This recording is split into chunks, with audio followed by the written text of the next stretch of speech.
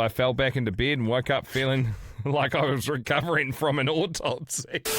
How are Sniper? Welcome to Not For Radio. We are your host, Duncan Hyde. That is Jay Reeve over there, and we're ready to go. I can tell you right now, fucking reach up into whatever side you grab your seatbelt from, drag it across your body and buckle in, because the first two war stories off the bat are exceptional. Yeah, and Jay's got a stellar review for one of the world's top comedians that he went and saw last night. And also, turns out, Boss Tiegs, the smartest member of our team, is geographically retarded. Enjoy the podcast. Snipers, ready up. It's war story time. Would you like to go to Belfast in Ireland? Please. Okay, this is a war story from Connor O'Dowd. It's an injury story, and it starts with Volcano kettle versus face. Oh. Some scarring, but other than that, sweet as. Greetings from Ireland, fellas. People call me Connor because that's my fucking name. I don't give a fuck. I'm in my 40s now, but when I was 11, back in the good old early 90s, my face became the most cooked thing at a beach barbecue.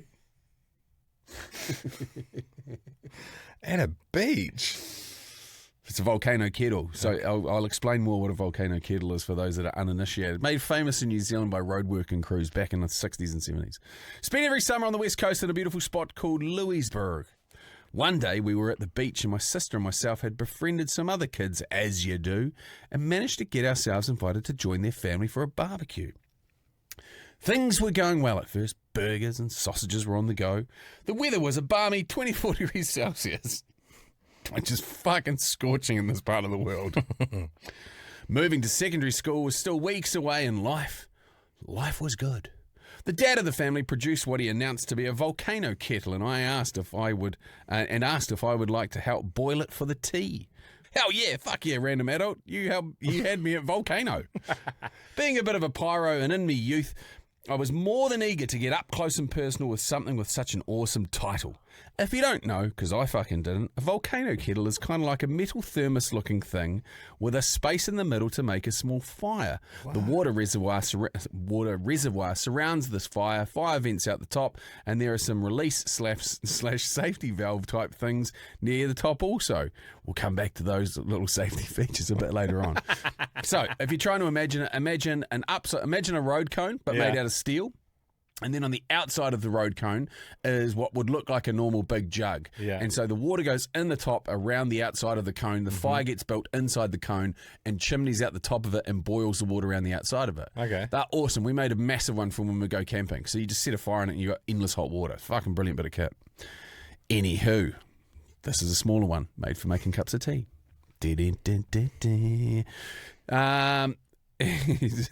Said random adult proceeds to fill the reservoir with water, snap numerous little twigs, stuff them into the burn hole along with some dry grass, and it was ready to go. I had the honour of touching the lighter to the crisp tinder, sparking this volcanic beast into life.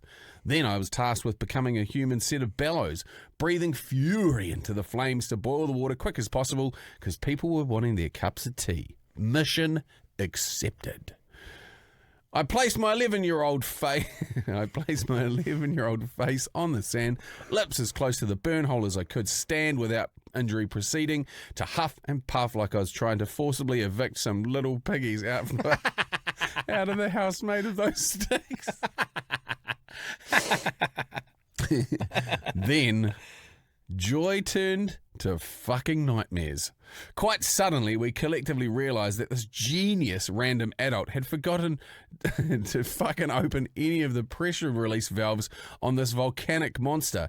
And what I had in fact been brewing was a nice hot kettle to make a lovely cup of tea for everyone, but a fucking pressure bomb filling with scalding water vapour encased in metal about half an inch from my not yet able to shave face. So inevitably, this beast reached its structural limit and fucking blew. Oh wow. My gosh.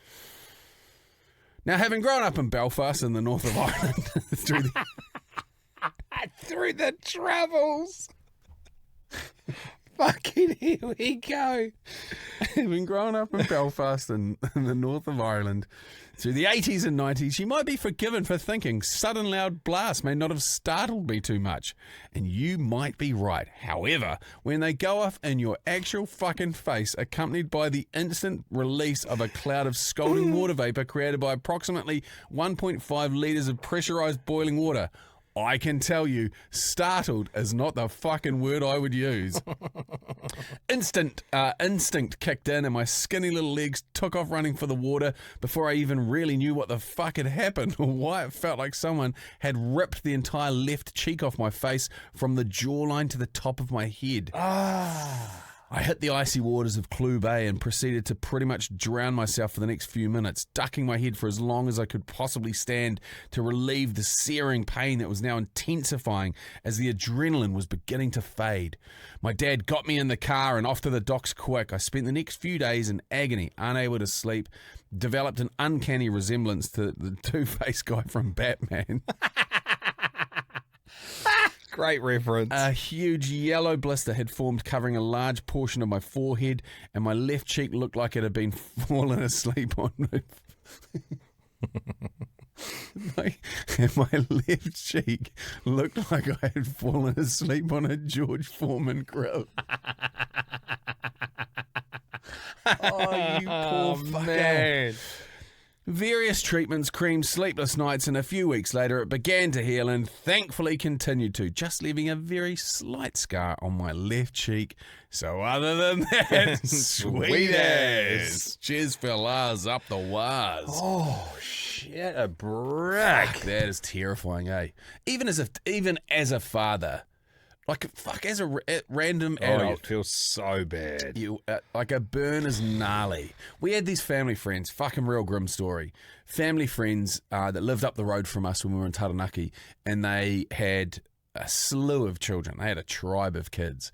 And so it wasn't uncommon for the older kids to help the younger kids out. So they would basically, because their parents were dairy farmers also, mum and dad would be out milking. There's fucking 30 kids running around the house. And then the older ones would look after the other ones, make them breakfast, lunch, dinner, bath, shower, fuck, whatever it is, tidy the house up. Mm-hmm. And so I remember it vividly.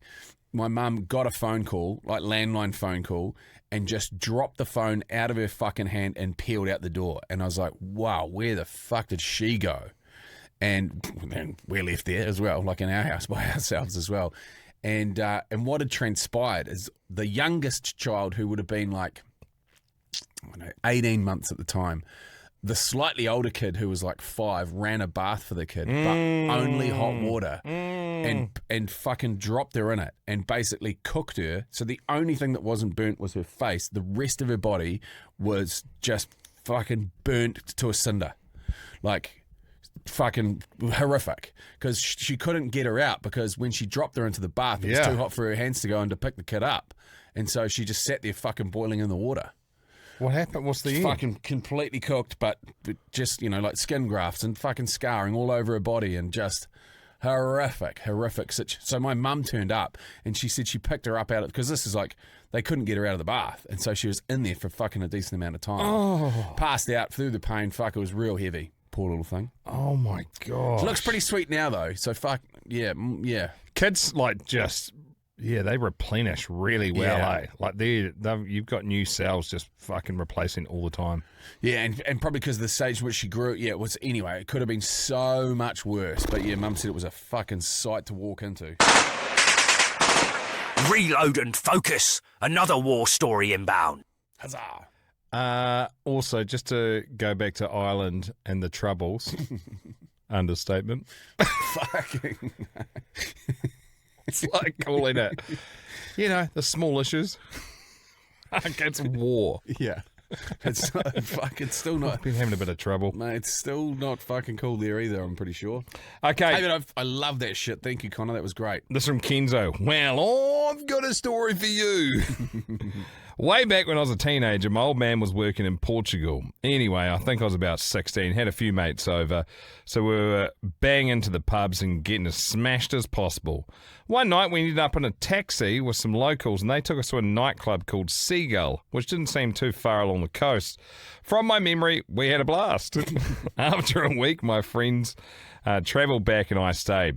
Just having a few quiet beers during the week with the old man until one night, He went back to the apartment with my mum, and I decided to hit a few more local bars. When they closed, I had the bright idea to go back to that nightclub on my own. One problem with that. I had no idea where it was, other than not far in a taxi along the coast. So full of Bock lager and with the sensible decision-making swiftly firmed in the off position, I decided to walk there at 1 a.m. Now, the taxi didn't actually seem that far, but on foot, I quickly realised that the coast road had some pretty serious elevation, and as I soon discovered, sheer bloody cliffs dropping straight into the sea just behind the guardrail. I reckon I managed about half an hour of near vertical walking when the super bock kicked in properly, and I felt like I'd been reverse uppercutted in the sphincter. In the pitch black, the only solution I could think of was to hop the guardrail, drop the trolleys, and deposit a lager-laden King Kong's finger into the wild. So with a white knuckle grip, I set at it and fired the bastard into the abyss. So he just shat off the side of the cliff. As I pulled myself back towards the road, I somehow managed to push my foot out of my trainers, and it followed the turd, probably bound for the American coast. Safe on the other side of the barrier, reality hit me. I had no idea where I was going, and even if I did, there was no chance I could carry on with just one trainer. Jason from Argonauts, I was not. So I made another adult decision. I couldn't go home with just one trainer, so I flung the other one off the cliff too. Then I headed back downhill towards our town and bed. As I descended, the beer really fucking kicked in. The whole world decided it only wanted to be viewed through the top left corner of my eyes. And the fucking road would not stay still. As I soon made it to the edge of town, I saw what looked like a slight slope. So I thought, stuff it, I'll jog the rest. The world's spinning too hard to walk properly. Running cuts time. Somehow I made it to a flat stretch about 400 metres from the apartment, all well lit up with lampposts, and I decided to up the speed. The world's still spinning, but off I went. I think I made it past 2 lampposts before the dizziness took over, and I ran face first into the third one. I was fucking clean out. When I came to, it had a somewhat sobering effect. I last lager waltzed my way home and tried to sneak into the apartment. Quiet, I was not. My father met me at the door. I had a massive lump on my head, no trainers, and was dribbling and talking absolute nonsense. Now, it's probably a good time to let you know that this town had a bit of a drug problem. Loads of addicts on the street. They'd help you find a parking space, and in return, you'd throw them a few escudos, and they could go and do their thing. So in my absolute state, when confronted by my irate father asking, what the fuck is going on, and where are your shoes? I hit him with, druggie hit me on the head and stole my trainers. Well, that whopper delivered. I fell back into bed and woke up feeling like I was recovering from an autopsy.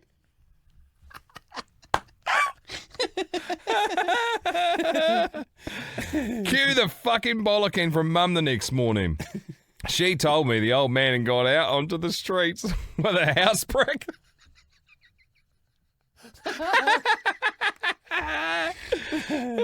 Aggressively confronting every druggie he could find, grabbing them by the neck and yelling, "Show me your feet!" He gave up after about 20 minutes and came home while I was blissfully unconscious in a super bock coma. Fast forward about 12 years and I'm living and working in Singapore, same as my dad. One night after a heavy afternoon session, a group of us are in a bar and somehow this fucking story comes up. My old man starts telling colleagues about the night he threatened smackheads with a house brick because I got assaulted and had my shoes stolen. I tried to keep a straight face, but at the end, I cracked. I came clean. I told the whole story about the dangerous shit, the lost trainers, and lobbing the other one off a cliff in the dark. He was crying with laughter. Thank fuck, because I genuinely thought I was about to get a RHINOSTOPPER for wasting his time in confronting Portugal's night folk with a house brick.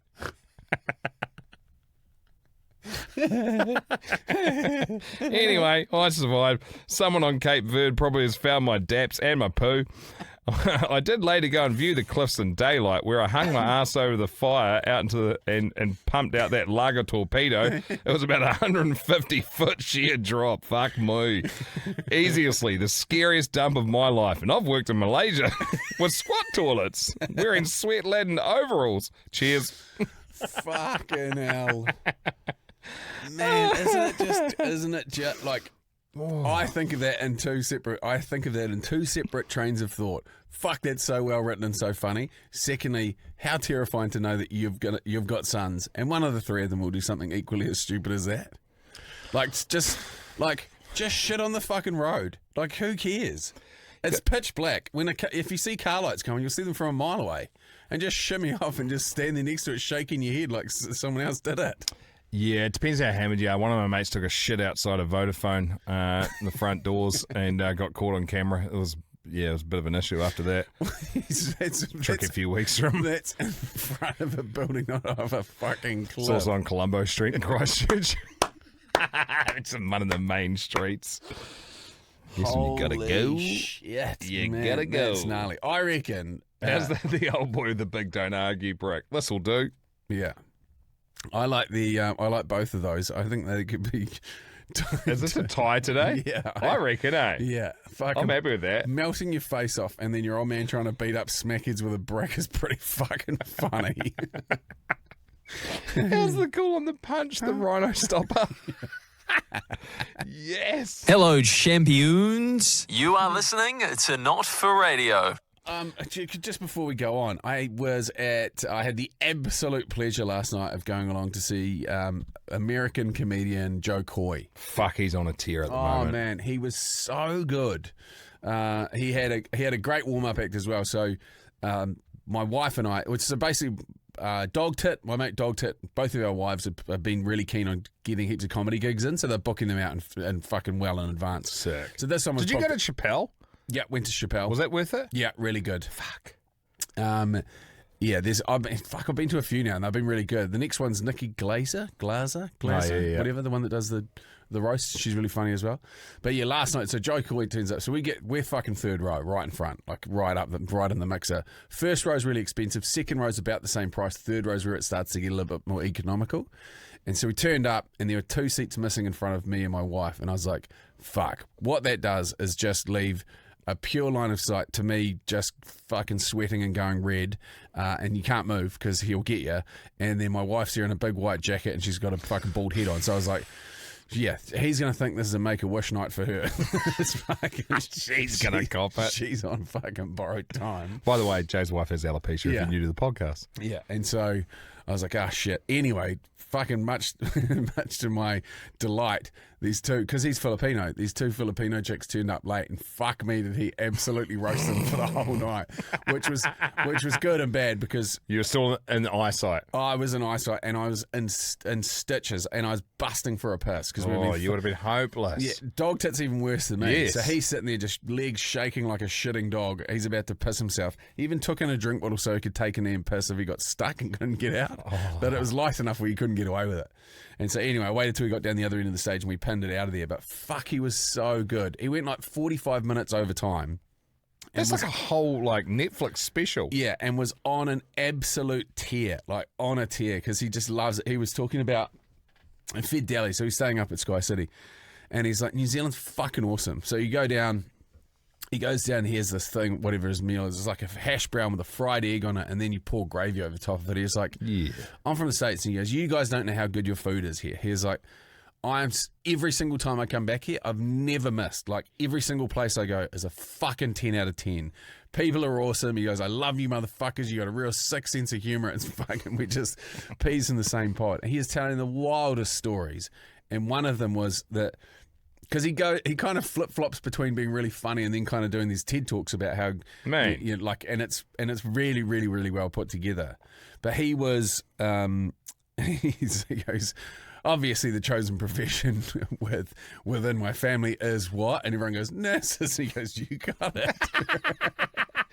And he's like, so when I was, and the crowd is like probably 90% Filipino. And so all of his shit is just fucking leveling them. Like, because it's, And they're there for it. oh mate, it's so good. And they've got the greatest sense of humor because they're The friendliest, most amazing people Yeah. on planet Earth. yeah. Who's friendlier, Filipinos or Japanese? Jeez, that's tough. Japanese are probably slightly more polite, and I would say Filipinos are friendlier. They just fucking laugh at everything, whereas Japanese are probably a bit more serious. This is a very sweeping generalisation, obviously. No, people like those these days in 2025. There's some more. never spent copious amounts of time sober in either place. So if I say Indian, you say... Nothing? Okay, move on. Carry on with your story. No? No? I'll fucking moonwalk out of that one now. Anyway, so he's talking about this and he goes, well, I decided to be a comedian. And Mum's like, oh, you're going to be a comedian. Fucking, how's that going to support everyone? He goes, now guess who's putting all my fucking cousins and nieces and nephews through fucking nursing school? That's right, me, motherfucker. And he goes, now what's up? And so he goes, you think I'm kidding? And he goes, oh, hang on, see this. I just got a message before I came on stage from my niece saying, hey, thanks for putting me through. She's whatever it was, Vada Cum Laude fucking nursing school or something.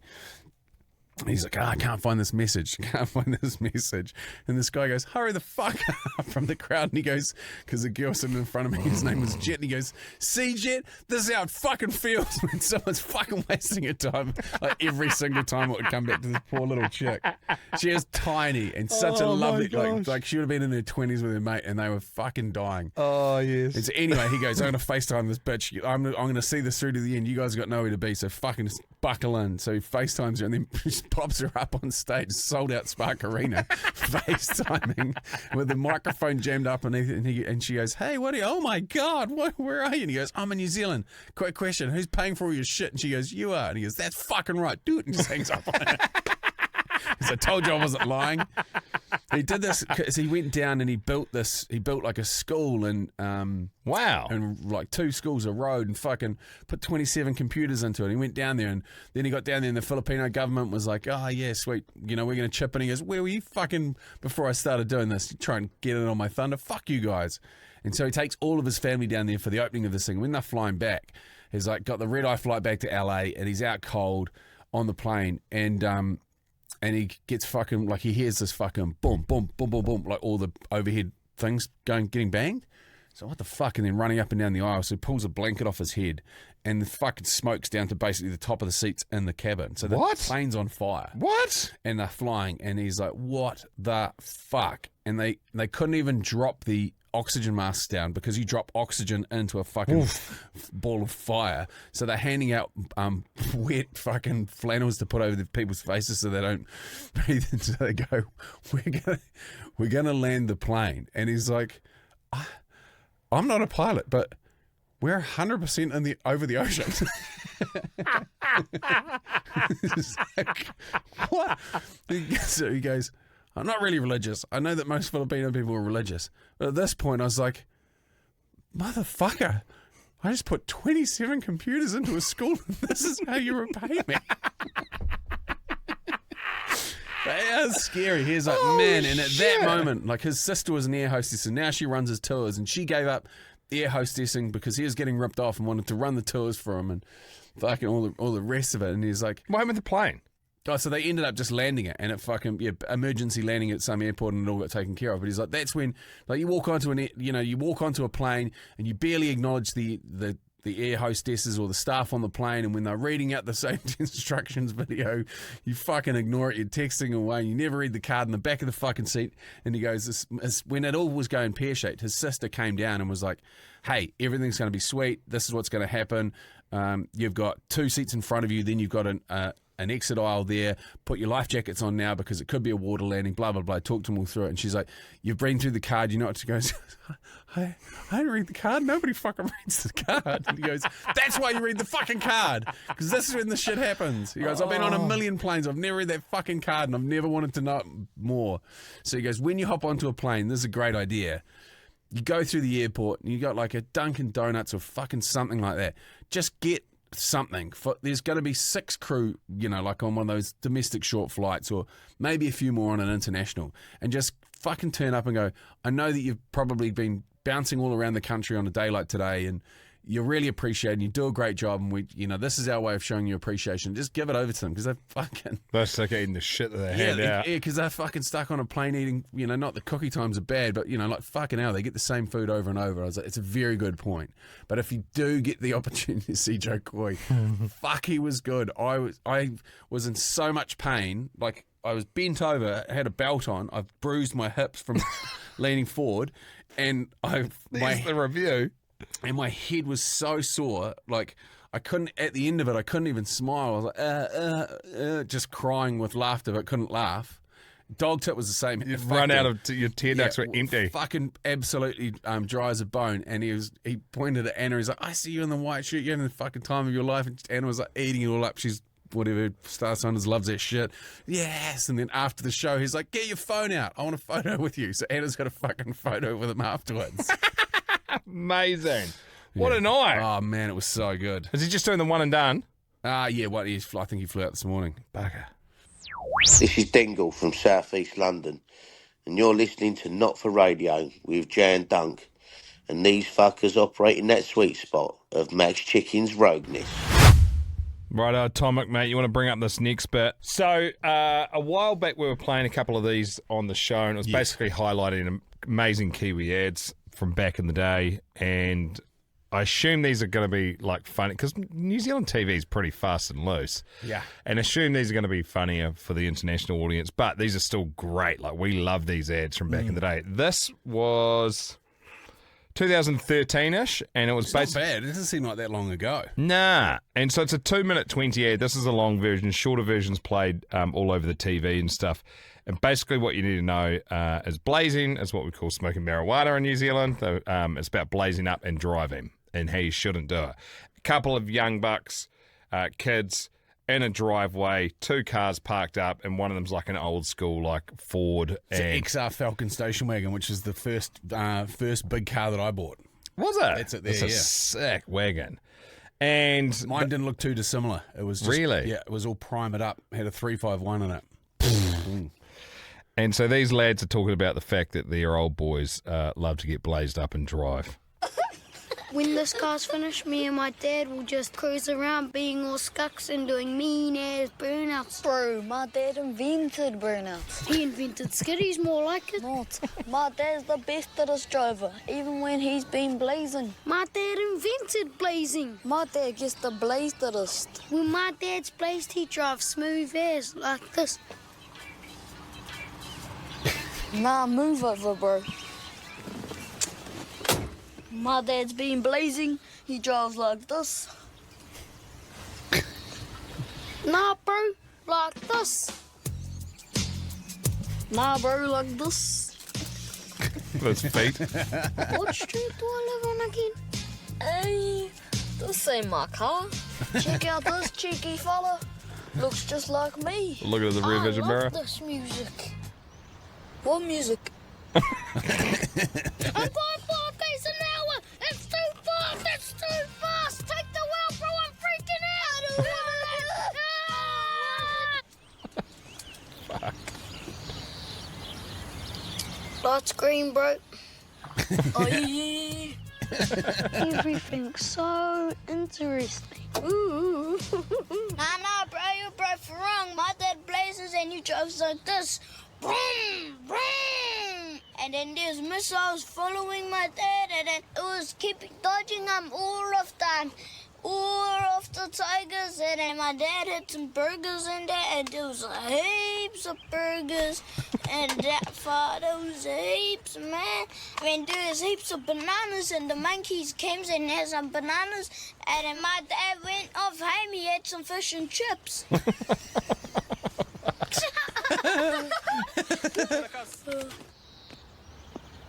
Oh, I'm off. Sure. Catch you later. Later.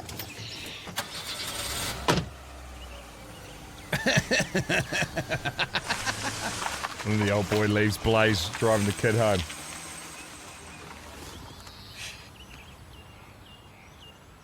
Drug driving. Is it really that safe? Very well done. Yeah. It's obviously heavily influenced by Taika Waititi's 2 cars, or Taika Waititi's 2 cars one night. Yeah, we said we are going to play some of that. I don't know if we ever did. Did we put it in the Probably. show notes? Yeah, we probably did. So yeah, Atomic Tom is just saying that Taika directed that ad, which would make sense. Very well done. Very much his humour.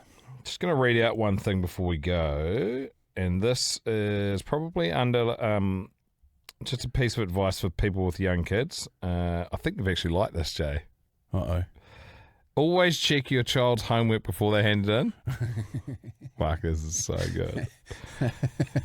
Oh, yeah. This is from Pooh, aged 8, and has written a story about Super Dad. My daddy is a hero. My daddy is a hero because he saved my mum from going to heaven. My mum would be dead if my daddy wouldn't be so brave. It happened last week. I could hear my mum scream in the bedroom, oh God, I'm coming. Oh God, I'm coming. I was so scared. I don't want my mum to die. I ran into my parents' room. Her legs were sticking straight up in the air. God tried to put her up, but Daddy was trying to keep her down, and he pushed her so many times until God let her go.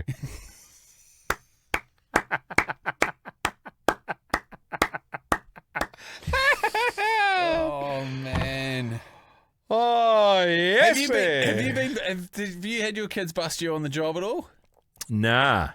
Yeah. Like close, but nah. Yeah. The best thing you can do is go to the local hardware shop and spend bloody $3 on one of those little wee door locks. Yeah. It's literally fucking 2 screws. Yeah. Why wouldn't you? Sorry. Yeah, no, I'm with you. Hey, that'll do today. That's all we've got time for. Hope you enjoyed the podcast. Appreciate you. A reminder as well, you can unlock 250 odd extra episodes by becoming a Sniper Elite member. Best way to support us to continue what we're doing and help keep the lights on in here.